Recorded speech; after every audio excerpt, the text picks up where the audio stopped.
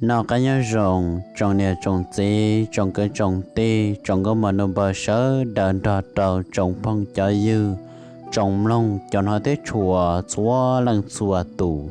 nhớ thông là cán tủ khư nó rồng xia nhớ trồng lúa xia đợn nào cô trả cá tao làm mình chỉ này chúa nên chùa tủ ai cũng giờ làm mới giàu ta cho nên cho nên chùa tủ mà còn ra cô sai công sai mộng nhớ trồng lúa xia đợn nào giờ có giấy tụ bọn nè là giấy tụ chỉ năng ai có yêu nhớ rồi ra xong sẽ xong ốp phá năng cầu ý đó nó có lúc năng họ dùng một dòng đi trả có cho kể cỡ có tụ nên sai có cho công cho mong nè nếu họ dùng dòng đi trả thế có dùng tàu chẳng pha đã trị ai giờ nên tới trồng nè chỉ cứ tiên năng trả mong sớ đời cô giờ lòng một cho nên xóa tụ nào một cộng đó cụ sai công sai mong nhớ rồi lúc xa đó nó sẽ cũng mất sai một bây giờ trâu cho cỏ thế có nhiều mất sai một bỏ một tàu rong đi trả đây cũng mất sai sự nên trả cá nọ giờ có giấy tụ bọn nè là giấy tụ chỉ năng quay dù nhớ rồi ra xong em lo cho tới xong ốp khả năng cầu ý đó nọ mà có giấy tụ năng ủa xe đâu xe rộng lũ chùa cho để lăng để tủ có giấy tụ năng ủa ba cho năng chùa tủ để xin nhớ rồi xong nó có giấy tụ năng ủa đó chi nó có giấy tờ để có xe nhẹ có xe chờ có chi nhẹ có để lăng để tụ nó kia có ủa lấy ủa lên nó có giấy ủa tờ để có lúc xe nhẹ có đó chi nó có giấy ủa một tờ để có cho cái giá cho cái chờ mà có ủa đó chi mà có giấy chi nhẹ có để lăng để tụ nó kia có ủa có giấy tụ năng ủa nhẹ ủa là một đời có lúc xe những xã ủa cần gọi đi mà có chỉ xã có lời lăng lời tù là một khe có ủa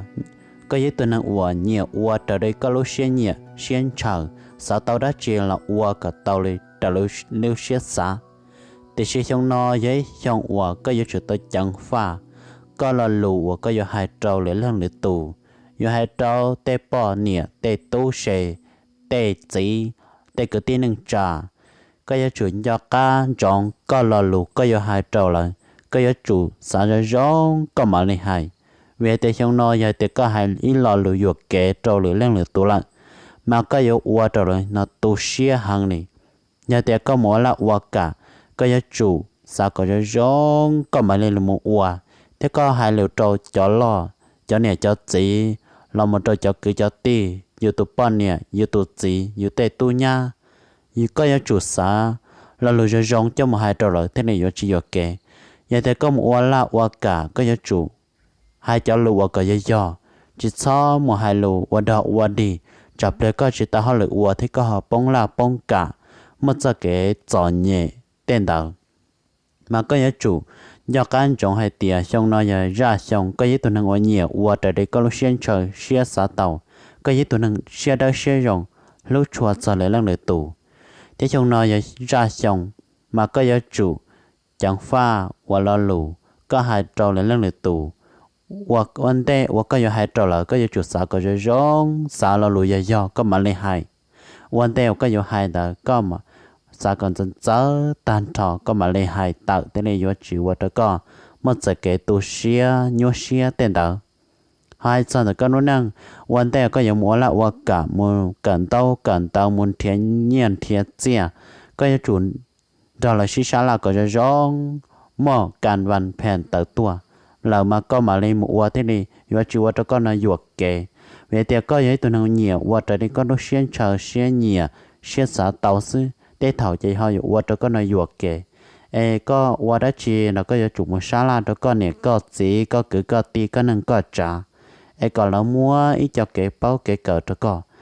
có ua một lỡ có thế này và chỉ ruột kề ai nên thấy trồng cái tiếng trà mong sớ đời của tôi mới cho là một sai cho tận nó họ yêu cái chỉ trâu cho nên là nó là họ thọ ra nút gì ra cho cái đá cho của tôi sai ai giờ tiệc cũng mới sai yêu cái chỉ trâu cho nên là nó là họ ra nút gì bù cho của tôi sai ai bé mà đi xin gì đùa giờ tiệc của sai chỉ do là nó là nên giống mới cho một cái cờ cái bao cái xà ai chỉ cho đồng cái đó chỉ cho của tôi sai ai bé mà lại xin gì đùa cho thọ cọ giờ sau chuyển từ cho phòng con phòng mong cái rong cái nhà chẳng cho này sớ đờ chuẩn chỉ cho cái nó cá nhân rong cái nhà cọ tàu nhà cứ cú cọ tàu cú bé mà lấy xin gì đùa và chọn tân tàu